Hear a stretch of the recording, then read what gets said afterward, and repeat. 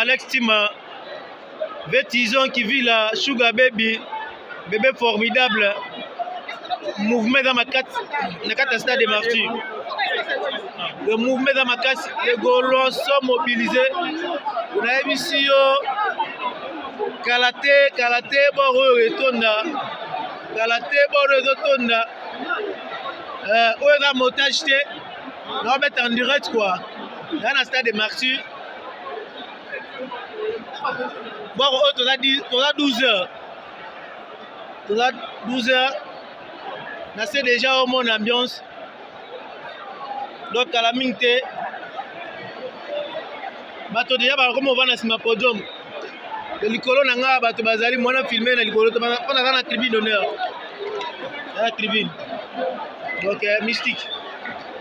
Banqueto, Bawani, la Boebela, stade déjà de Tonda. Pour sentir.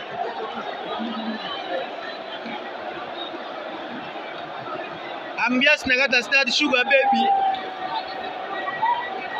Yebisa Piroger, Aromela Castel, Alala qui est de concert à la Coste. Ambiance Bandi, ma casse l'émission. Voilà Nina. Musique.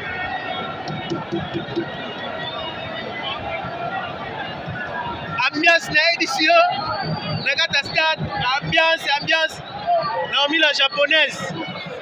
Tu vas dans internet. Tu vas peut-être que tu vas pas officiel.